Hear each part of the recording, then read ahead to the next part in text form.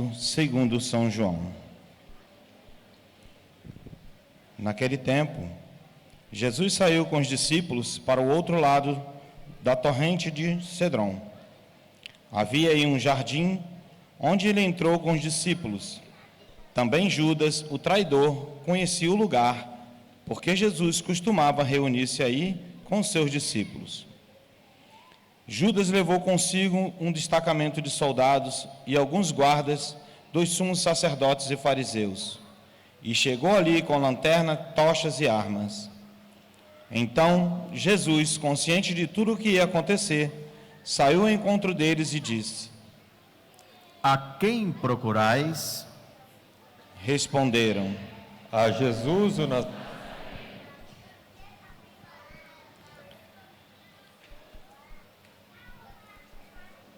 Ele disse: Sou eu. Judas, o traidor, estava junto com eles. Quando Jesus disse: É você. Sou eu, eles recuaram e caíram por terra. De novo lhes perguntou: A quem procurais? Eles responderam: A Jesus o Nazareno. Jesus respondeu: Já vos disse que sou eu. Se a mim que procurais, então deixai que estes se retirem. Assim se realizava a palavra que Jesus tinha dito: Não perdi nenhum daqueles que me confiaste. Simão Pedro, que trazia uma espada consigo, puxou dela e feriu o servo do sumo sacerdote, cortando-lhe a orelha direita. O nome do servo era Malco. Então Jesus disse a Pedro: Guarda tua espada na bainha. Não vou beber o cálice que o Pai me deu? Então os soldados, o comandante e os guardas dos judeus prenderam Jesus e o amarraram. Conduziam-no primeiro a Anás, que era o sogro de Caifás, o sumo sacerdote naquele ano. Foi Caifás que deu aos judeus o conselho: É preferível que só um morra pelo povo. Simão, Pedro e um outro discípulo seguiam Jesus. Esse discípulo era conhecido do sumo sacerdote e entrou com Jesus no pátio do sumo sacerdote. Pedro ficou fora, perto da porta.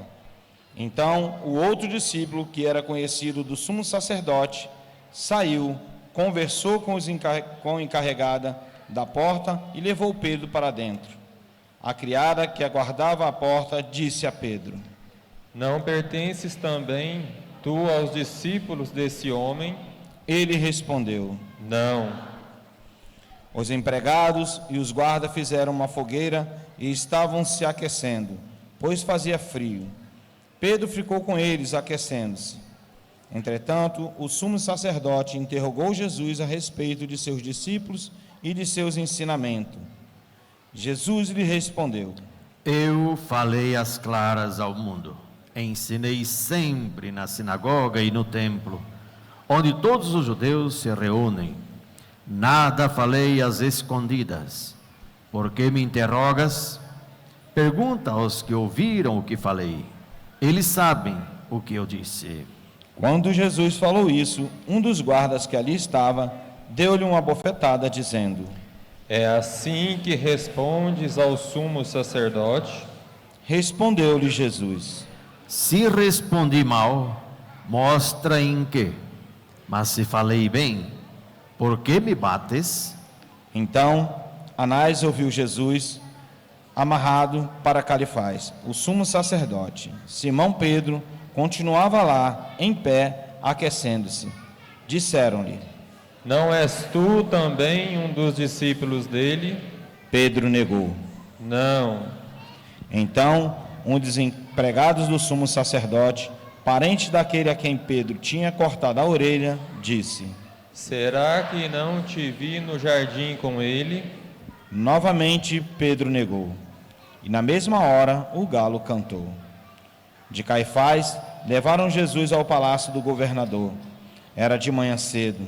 Eles mesmos não entraram no palácio para não ficarem impuros e poderem comer a Páscoa. Então Pilatos saiu ao encontro deles e disse: Que acusações apresenteis este? Eles responderam: Se não fosse malfeitor, não o teríamos entregue a ti. Pilatos disse: Tomai vós mesmos e julgai-o, de acordo com a vossa lei. Os judeus lhes responderam: Nós não podemos condenar ninguém à morte. Assim se realizava o que Jesus tinha dito, significando de que morte havia de morrer. Então Pilatos entrou de novo no palácio, chamou Jesus e perguntou-lhe: Tu és o rei dos judeus? Jesus respondeu: Estás dizendo isso por ti mesmo? Outros te disseram isso de mim? Pilatos falou: Por acaso sou judeu? O teu povo e os sumos sacerdotes te entregaram a mim. Que fizestes? Jesus respondeu: O meu reino não é deste mundo. Se o meu reino fosse deste mundo, os meus guardas teriam lutado para que eu não fosse entregue aos judeus. Mas o meu reino não é daqui. Pilatos disse a Jesus: Então tu és rei? Jesus respondeu: Tu o dizes, eu sou rei. Eu nasci e vim ao mundo para isto, para dar testemunho da verdade. Todo aquele que é da verdade, escuta a minha voz. Pilatos disse a Jesus: O que é a verdade? Ao dizer isso, Pilatos saiu ao encontro dos judeus e disse-lhes: Eu não encontro nenhuma culpa nele, mas existe entre vós um costume, que pela Páscoa eu vos solte um preso. Querei que eu solte o rei dos judeus? Então começaram a gritar de novo: Este não, mas Barrabás. Barrabás era um bandido. Então Pilatos mandou flagelar Jesus. Os soldados teceram uma coroa de espinhos e a colocaram na cabeça de Jesus. Vestiram-no com um manto vermelho. Aproximavam-se dele e diziam: Viva o rei dos judeus! E davam-lhe bofetadas. Pilatos saiu de novo e disse aos judeus: Olhai, eu o trago aqui fora, diante de vós, para que saibais que não encontro nele crime algum. Então Jesus veio para fora, trazendo a coroa de espinhos e o manto vermelho. Pilatos lhe disse: Eis o homem. Quando viram Jesus, os sumos sacerdotes e os guardas começaram a gritar: Crucifica-o, crucifica-o. Pilatos respondeu: Lavai vós mesmos para crucificar, pois eu não encontro nele crime algum. Os judeus responderam: Nós temos uma lei, e segundo essa lei, ele deve morrer, porque se faz filho de Deus. Ao ouvir essas palavras, Pilatos ficou com mais medo ainda. Entrou outra vez no palácio e perguntou a Jesus: De onde és tu? Jesus ficou calado. Então Pilatos disse: Não me respondes? Não sabes que tenho autoridade para te soltar e autoridade para te crucificar? Jesus respondeu: Tu não terias autoridade alguma sobre mim, se ela não te fosse dada do alto. Quem me entregou a ti, portanto, tem culpa maior. Por causa disso, Pilatos procurava soltar Jesus, mas os judeus gritavam: Se soltas esse homem, não és amigo de César. Todo aquele que se faz rei declara-se contra César. Ouvindo essas palavras, Pilatos trouxe Jesus para fora e sentou-se no tribunal, no lugar chamado Pavimento, em hebraico, Gábata. Era o dia da preparação da Páscoa, por volta do meio-dia. Pilatos disse aos judeus: Eis o vosso rei. Eles, porém, gritavam: Fora, fora, crucifica-o. Pilatos disse: Hei de crucificar o vosso rei? Os sumos sacerdotes responderam: Não temos outro rei, senão César. Então Pilatos entregou Jesus para ser crucificado e eles o levaram. Jesus tomou a cruz sobre si e saiu para o lugar chamado Calvário, em hebraico Gólgota. Ali o crucificaram com outros dois, um de cada lado e Jesus no meio. Pilatos mandou ainda escrever um letreiro e colocaram na cruz. Nele estava escrito: Jesus Nazareno, o Rei dos Judeus. Muitos judeus puderam ver o letreiro, porque o lugar em que Jesus foi crucificado ficava perto da cidade. O letreiro estava escrito em hebraico, latim e grego. Então, os sumos sacerdotes, 2 judeus, disseram a Pilatos: Não escrevas, ó Rei dos Judeus, mas sim o que ele disse: Eu sou o Rei dos Judeus. Pilatos respondeu: O que escrevi está escrito. Depois que crucificaram Jesus, os soldados repartiram sua roupa em 4 partes, uma parte para cada soldado. Quando a túnica, esta era tecida sem costura, em peça única, de alto a baixo. Disseram então entre si: Não vamos dividir a túnica, tiremos a sorte para ver de quem será. Assim se cumpria a escritura que diz: Repartiram entre si as minhas vestes e lançaram sorte sobre a minha túnica. Assim procederam os soldados. Perto da cruz de Jesus estava de pé a sua mãe, a irmã de sua mãe, Maria de Cleófas, e Maria Madalena. Jesus, ao ver sua mãe e ao lado dela o discípulo que ele amava, disse à mãe: Mulher, este é o teu filho. Depois disse ao discípulo: Esta é a tua mãe. Daquela hora em diante, o discípulo a acolheu consigo. Depois disso, Jesus, sabendo que tudo estava consumado e para que a escritura se cumprisse até o fim, disse: Tenho sede. Havia ali uma jarra cheia de vinagre. Amarraram numa vara uma esponja embebejada em vinagre e levaram na boca de Jesus. Ele tomou o vinagre e disse: Tudo está consumado. E, inclinando a cabeça, entregou o espírito. Todos de joelhos.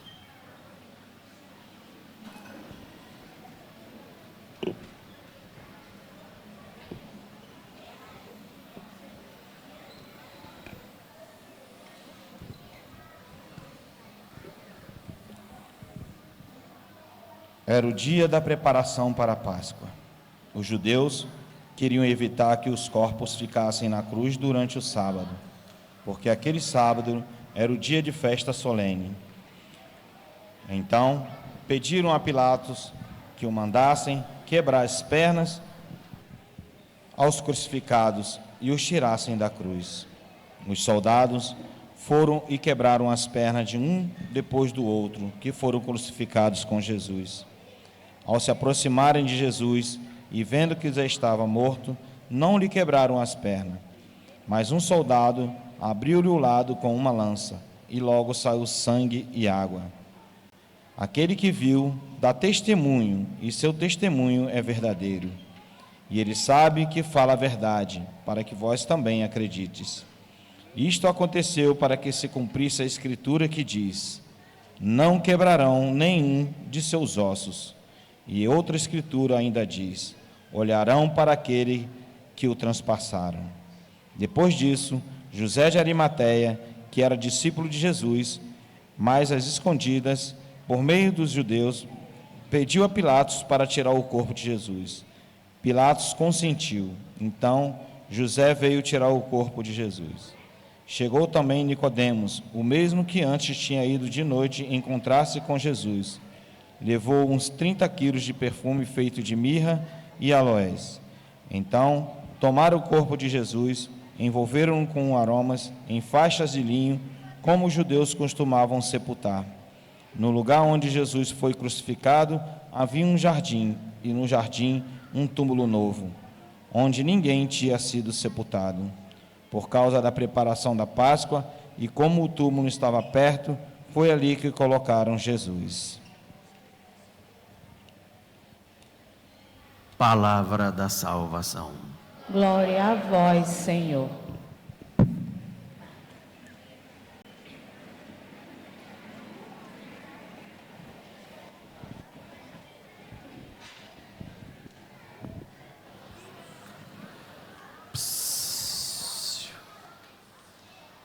Vamos, as crianças ficam sentadinhas.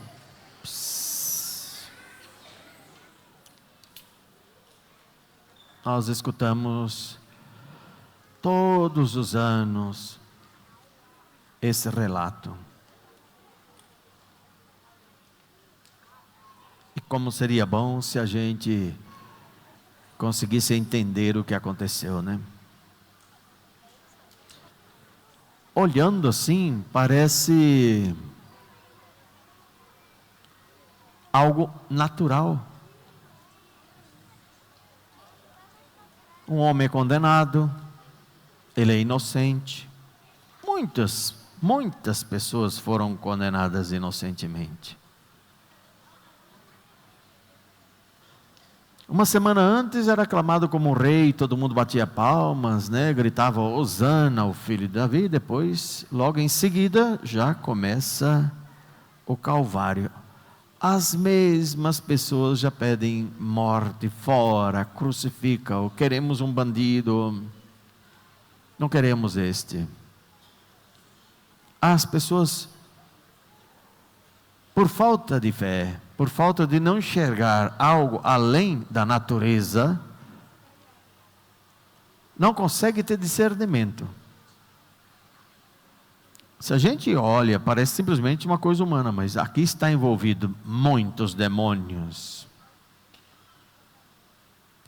A vida eterna e a condenação. E hoje a tua vida está nesse mesmo dilema. Enquanto você tem vida, você pode ir ao céu, também pode ir ao inferno. O que devemos fazer? Porque um que andou com Jesus Cristo o tempo todo, ele se condenou. Ele hoje está num sofrimento que é infinito, porque é isso que ele quis. Depois que recebeu o pão umedecido no molho, o demônio entrou e fez um estrago gigantesco. Mas tudo já estava bem planejado. Tudo já tinha o consentimento dele. Ele já tinha ido antes conversar. Ele já tinha feito muitas coisas, preparado o terreno para o demônio. Da mesma forma que nós podemos preparar na nossa vida o terreno para Cristo. Eu vou escandalizar muitos. Todos vão ficar escandalizados por causa de mim. Porque poder vocês sabem que tenho. Sabe que eu sou o Senhor. Sabe que eu sou Deus. Mas eu vou escandalizar a todos. Eu vou perder. Eu vou perder.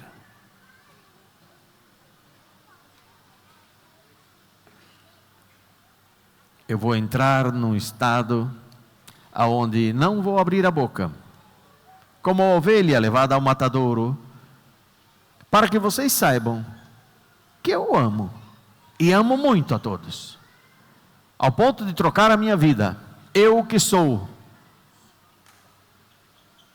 e você que não é, vai perceber o tanto que eu te amo.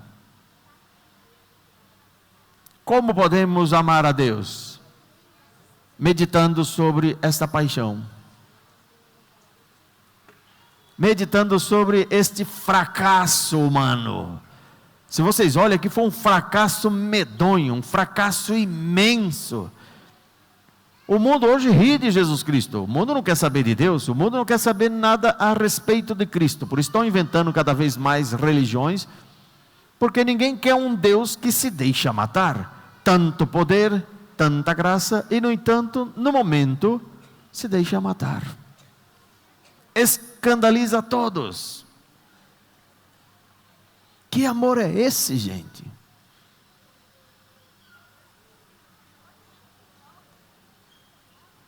Deus te ama tanto que morre para pagar uma dívida que não era dele, que não tinha nada a ver com ele. Não foi ele que contraiu a dívida, não foi ele que quis correr atrás dos teus prazeres, não foi ele. Mas num amor imenso que não tem como ser julgado ou entendido por cada um que estamos aqui, ele se submete. É vontade de Deus Pai que ele morra para pagar essa dívida. E ele sabe que não vai ser uma morte fácil. Gente, nós olhamos para a morte de Cristo como se ele fosse um homem normal, mas ele é um homem perfeito, mas é um homem que não está acostumado aos malefícios do pecado. A carne dele é totalmente virginal para tudo, principalmente para o sofrimento. O sofrimento de Cristo é muito mais gigantesco, imenso do que os nossos. Nós estamos vendo ainda um sofrimento corporal, mas e o sofrimento da alma? Como fica? Depressão é um sofrimento horrível. Pensa que doença horrível. Quantas pessoas eu vejo que não querem mais viver, não querem mais nada, perdeu a graça de tudo, nada tem gosto, nada tem sentido. Você pega essa depressão e coloca ao infinito, é o que ele estava sentindo na alma nesse momento. Todos abandonaram. A única que ficou foi a Virgem Maria, mãe dele, que era um consolo gigantesco. E como São João sempre cuidava da Virgem Maria, sempre foi aquele que teve muito carinho pela Virgem Maria, sempre andava com ela, estava sempre aos cuidados. Ele também ficou ao pé da cruz, mas se não, talvez teria fugido também, talvez estaria em outro local. Mas a Virgem Maria sempre estava presente. E na hora da morte, ele entrega até a mãe, ele fica sem ninguém. Nós não sabemos o sofrimento que ele passou na alma, é algo indescritível.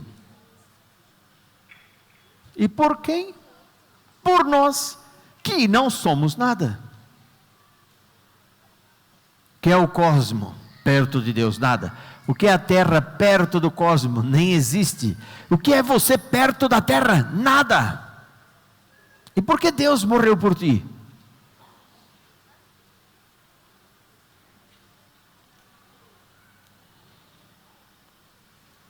O homem tem ingratidão, uma ingratidão muito grande. Hoje era dia da gente estar mais compenetrados, ninguém se preocupando com tantos afazeres, né? Hoje era um dia da gente estar mais voltado à penitência, um dia da gente meditar sobre a paixão do Senhor. Eu tenho certeza que quase ninguém aqui meditou, quase ninguém pensou, quase ninguém nem rezou a respeito dessa situação, dessa condenação deste maior inocente da história.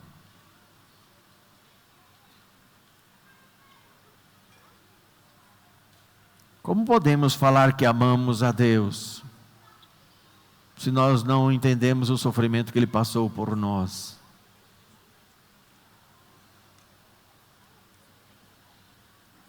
Quantas vezes você já foi condenado ao inferno pelo demônio? Quantas vezes você já pecou gravemente?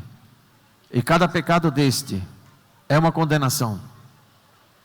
E no entanto, pela graça da confissão, pela graça da morte deste, que era o inocente, Deus te deu a graça de ser perdoado totalmente. E o demônio já não tem mais força sobre ti por causa desta confissão e por causa da Santa Eucaristia. Não deveríamos ser pessoas gratas? Não deveríamos desejar também sofrer um pouquinho por causa dele? Retribuir, gente. Que mal tem o sofrimento se nós estamos com Cristo? O sofrimento sem Cristo é uma coisa abismal. Mas se nós estamos em Cristo, qual o problema de sofrer um pouco por Ele? Por que não pedimos a santa humildade? Por que não pedimos o dom da fé? Para podermos sofrer por Ele, que tanto sofreu por nós. Porque eu não posso ser uma luz para dizer às pessoas: escuta, você está reclamando do que da vida? É porque minha vida, olha, eu também passo por isso, passo por aquilo, passo por tantas coisas, e a vida é uma festa. A vida não tem esse problema que você diz. Meu pai e minha mãe estão doentes, vão morrer, mas vão morrer, todo mundo vai morrer, gente. Qual o problema da morte? A morte já não foi vencida, foi destruída. Esse que entrou aqui, abriu os céus para nós, destruiu a morte. O demônio já não tem mais força sobre nós, se nós somos de Cristo. Nós não precisamos ter medo dele, se somos de Cristo. Ele que tem que ter medo de nós, como sempre teve, daqueles que fazem a vontade de Deus. Porque ainda tem tanta gente correndo atrás de tantas coisas que não vão te levar a lugar nenhum. Você está envelhecendo e você não tem os dias na mão, daqui a pouco acabam os teus dias, você não sabe quando vai morrer, e você quer passar a eternidade longe de Deus, desse amor infinito, ou você quer passar com Ele. Não tem outro tempo, é só nesse tempo, meu amigo. Depois da morte não tem mais o que fazer, não existe mais nada, é só julgamento. Não tem misericórdia, não tem nada, só julgamento. A misericórdia é para esse tempo. Por que correr tanto atrás de tantas coisas idiotas que hoje no inferno que tem de gente arrependida que perdeu tempo correndo atrás de tantas coisas idiotas que o demônio vai jogando e vai jogando. Ele joga muito anzol, ele joga muita isca e as pessoas vão caindo ou nesta ou naquela, não cai nesta, mas cai naquela. E o demônio sabe pescar muito bem, como pesca bem.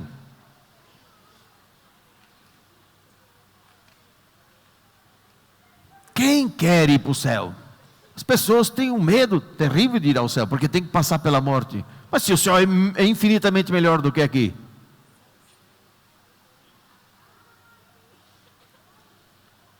por que não sofrer por Cristo? Qual o problema de sofrer por Cristo? Vocês sabem que quem sofre por Cristo não sofre. Quem sofre por Cristo tem uma felicidade muito fina, muito diferente. Uma felicidade que não tem explicação na alma. A felicidade está em sofrer por Cristo. Fazer de tudo para estar com Ele.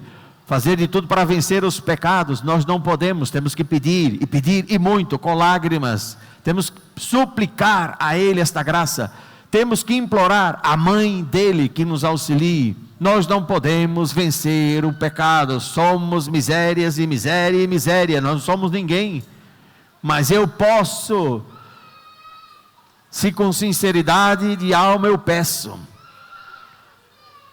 E assim, todos vamos ao céu. Mas se você anda correndo atrás das coisas do mundo e não quer mudar, e o mundo que tange a tua vida, o mundo que diz como você tem que ser, e se o mundo prega uma coisa, você já começa a acreditar, e o mundo mente, gente. A única coisa que o mundo faz é mentir, e mentir, ao ponto de matar um inocente, que a única coisa que fez foi o bem. Pensa que o demônio não sabe fazer narrativas, gente. O demônio é craque em narrativas. O demônio não gosta da verdade, ele gosta de narrativas. A verdade não importa. O que importa são as narrativas. O demônio é craque. E ele diz para você: aproveita a vida, porque a vida passa. A vida passa. Está vendo esse pecado que se apresenta? Aproveita, meu amigo, porque você vai morrer um dia. Sim, você vai morrer um dia, e por causa desse pecado vai se condenar.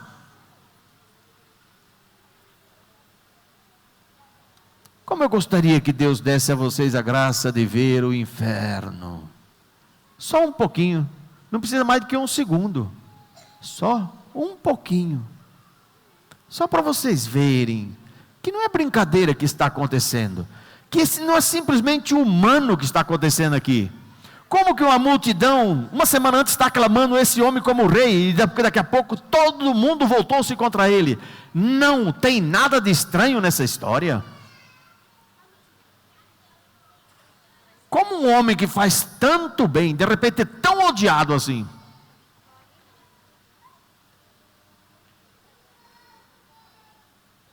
Não tem nada de maligno aí por detrás?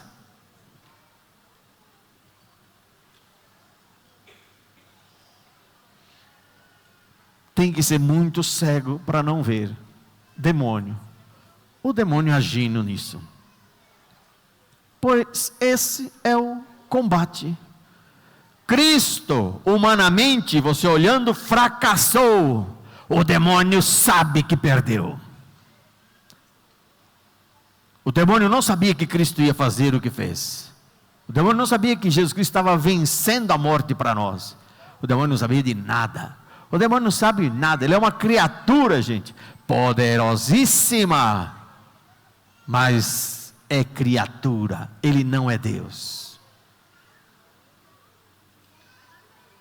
Não sabia que matando a Cristo estaria dando a vida eterna aos homens.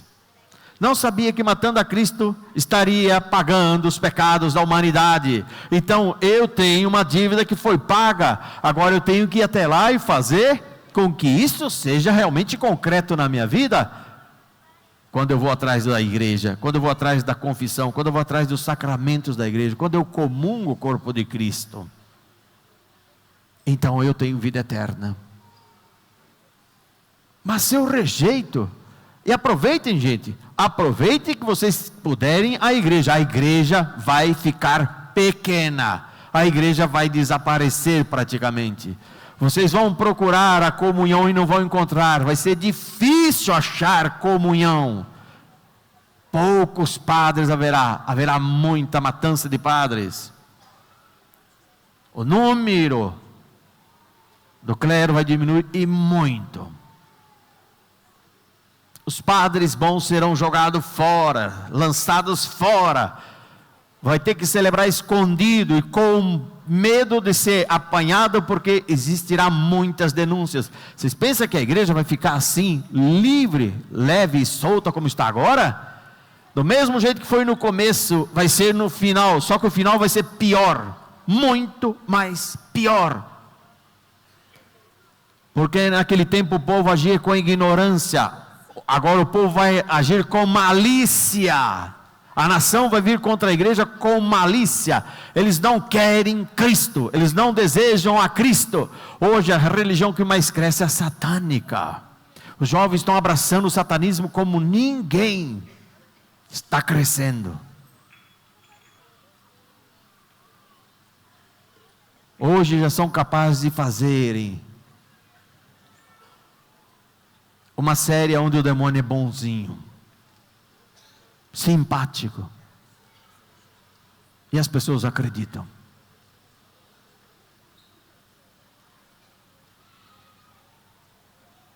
Rezem pela igreja, que vai passar por uma aprovação gigantesca de agora para frente. Nós estamos no início.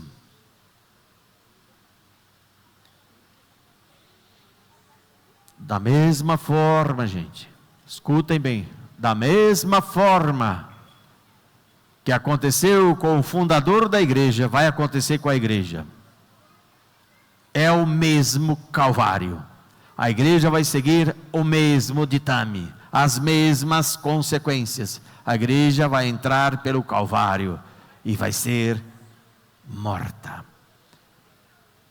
Temos uma alegria, que o Senhor prometeu que a igreja não vai sucumbir, sempre vai existir, mas será pequena.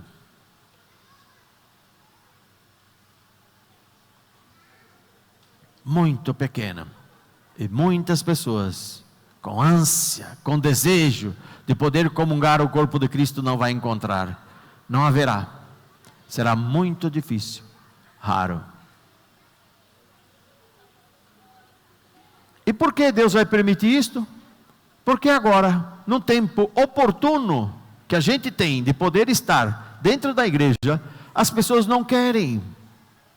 As pessoas estão virando as costas. Da mesma forma que Deus fez ao povo de Israel. Deus correu atrás desse povo. Chegou o momento que Deus virou as costas ao povo. Depois Ele vai cobrar ao povo: que mal eu te fiz? Tudo fiz para vocês virem até mim. Até o momento que eu virei durante séculos as minhas costas para vocês, para ver se vocês tinham saudades de mim. Não faltou nada. Fiz tudo para ter vocês comigo. Gostaria que hoje fosse um dia de meditação, e não só hoje, mas a nossa vida fosse uma meditação sobre este momento. Do que me adianta saber que Cristo morreu pela humanidade inteira? Eu te pergunto, que vantagem para mim tenho nisso? Cristo entrou nesse sofrimento, nessa angústia, pela humanidade inteira. Do que me adianta se eu sou uma pessoa que tenho sentimentos que muitas vezes não tem nada a ver contigo? Eu tenho o meu querer que não tem nada a ver contigo? Eu sou uma pessoa que tenho vontades? Eu sou uma pessoa que tenho planos e desejos? Agora, se Cristo morreu por mim, eu sei que Ele morreu por mim, e Ele entrou na cruz por causa de mim, porque estava há 2000 anos me vendo aqui hoje, e nesse sofrimento atroz que Ele estava, Ele sabia perfeitamente que tinha que chegar até o fim, até a morte, derramar todo o seu sangue, ficar sem a mãe dele, sem nenhum consolo, até o ponto de tudo estar consumado. Quanta dor, falta de ar. Você sabe o que é ficar dependurado numa cruz? O ferro tocando o seu osso, sabe quanto dói isso? Pergunta para os médicos para saber quanto se dói um ferro tocando no osso, e ainda o peso de um corpo em cima desse osso. Fora que vai se sufocando. Eu sei muito bem o que é estar com a glicose baixa.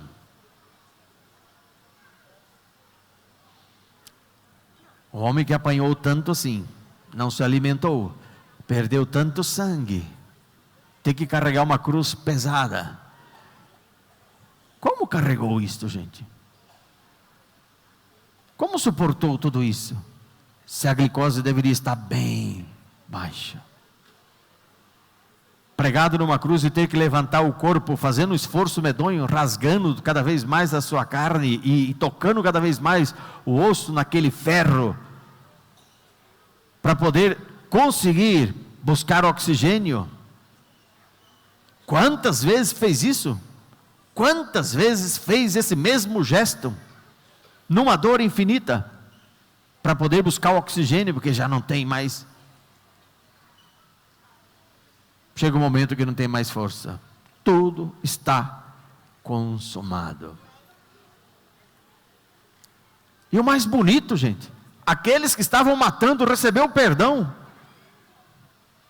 Pai, perdoa, porque eles não sabem o que fazem.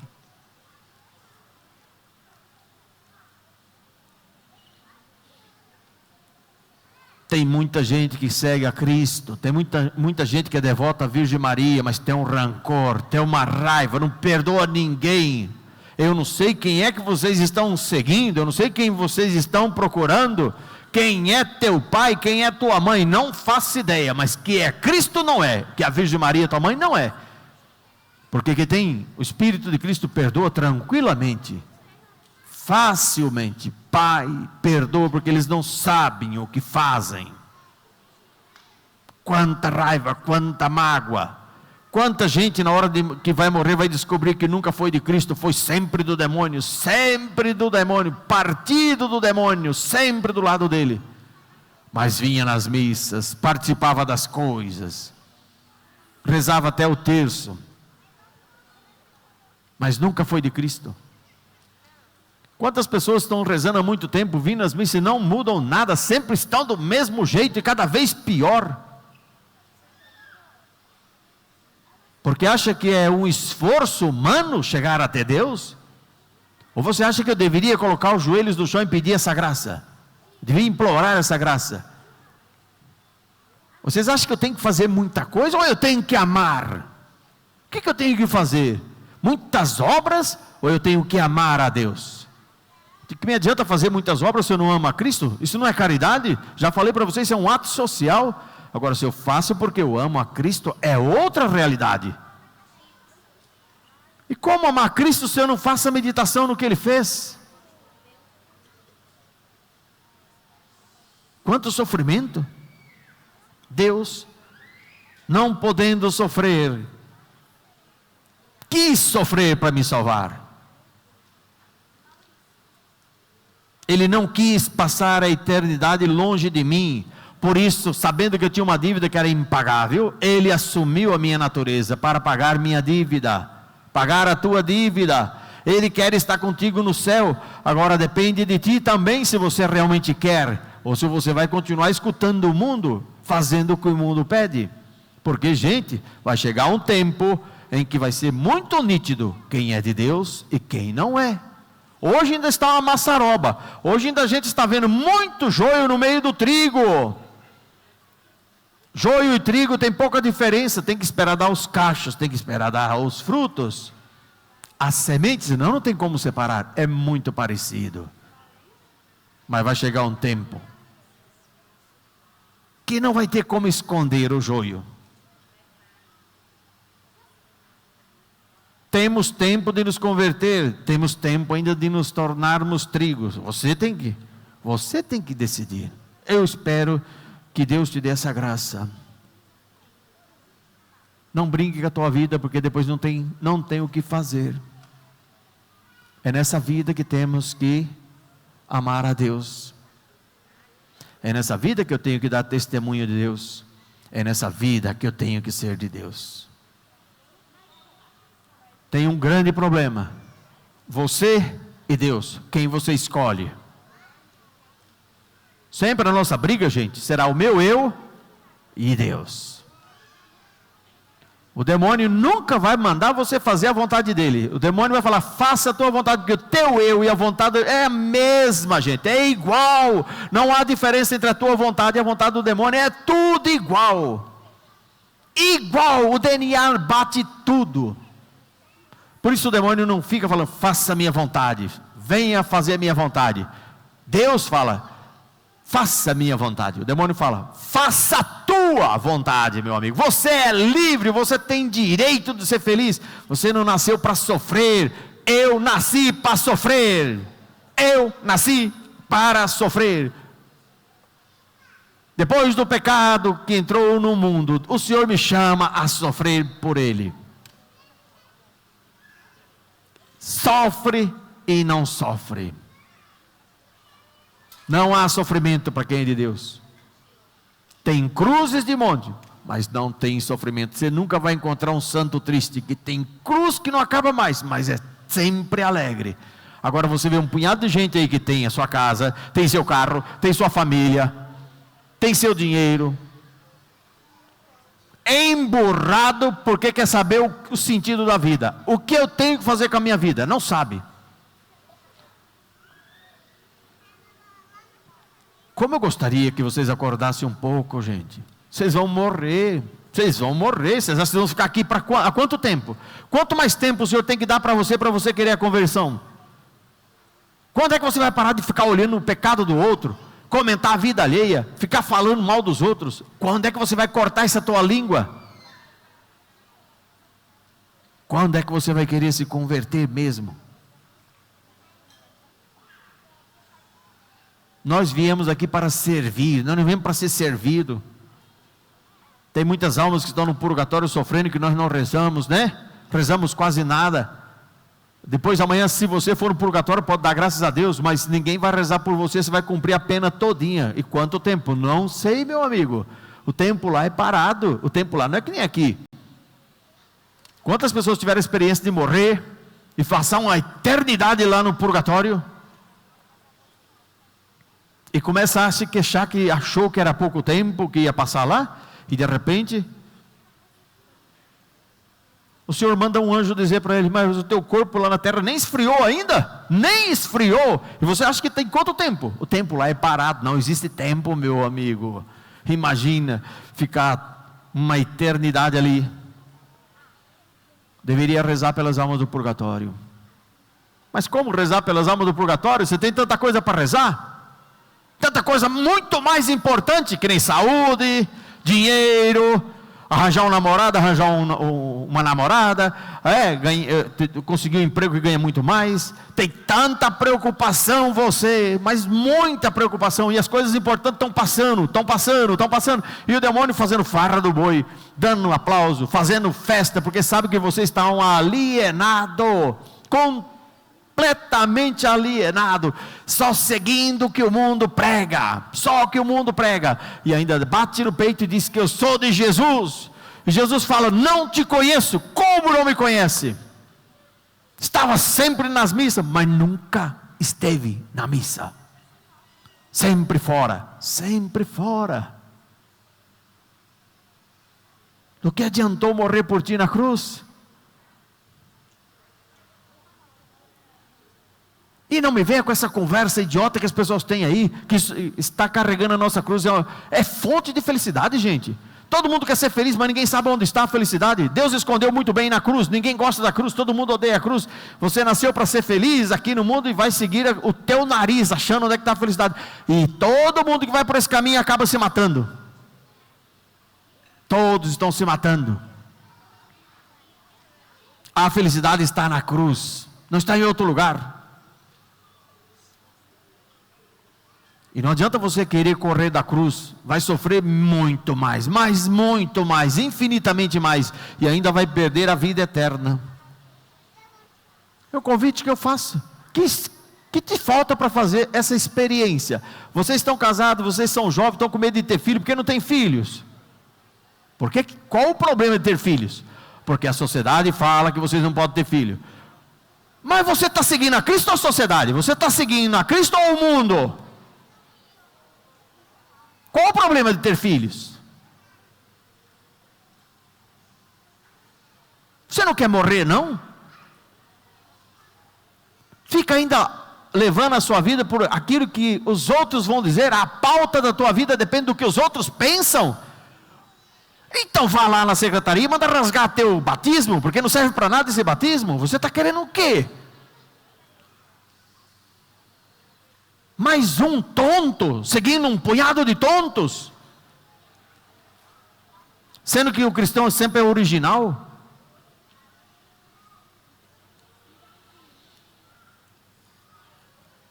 Não há felicidade fora de Deus. Há muito engano. Não existe felicidade fora de Cristo, e Ele sabe disso. E tem gente aqui que está envelhecendo, já passou não sei quantos anos, já experimentou de tudo nesse mundo, nunca foi feliz, só foi uma pessoa frustrada. Agora eu estou apresentando um caminho e vira o nariz porque não acredita. E não acredita porque Deus revela isso aos pequenos, aos demônios, aos soberbos, orgulhosos e prepotentes.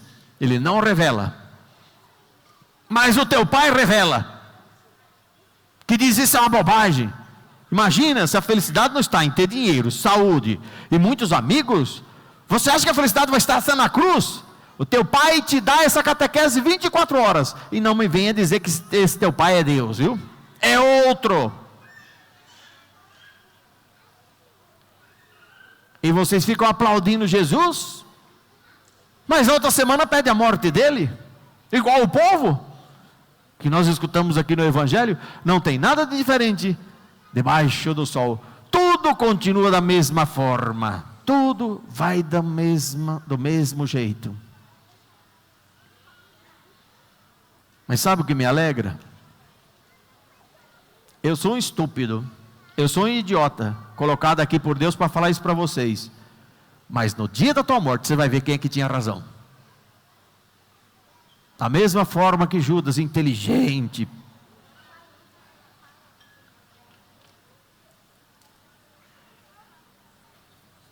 Hoje Ele sabe perfeitamente aonde está o erro de tudo. Desliga mais o celular e reza mais, viu? Porque na hora da tua morte o celular não vai poder fazer nada, viu? Nada. E não pensa que o celular não está levando gente ao inferno, está levando de monte. Porque as pessoas não rezam mais, ficam vendo a abobrinha, ficam fazendo a cabeça, mudando a sua opinião, que tinha até uma opinião mais ou menos, e agora tem uma opinião totalmente doente. Eu espero que o Senhor te dê essa graça, porque eu sei o tanto que Ele nos ama. E se Ele perde alguém aqui, que eu tenho certeza que vai perder muita gente, não é só alguém, são muitos. Eu tenho um medo terrível.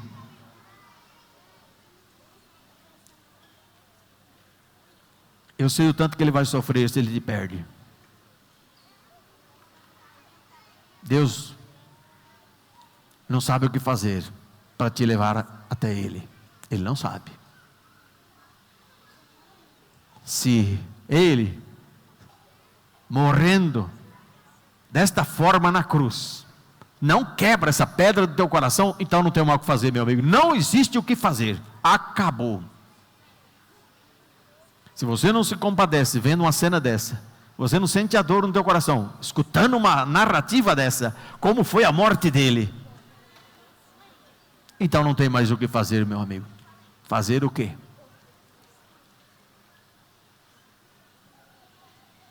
Teu coração já está bem endurecido. Que a nossa mãe nos auxilie, nos ajude, e que nos dê a graça de irmos ao céu, porque está bem difícil o coração da humanidade hoje. Louvado seja nosso Senhor Jesus Cristo.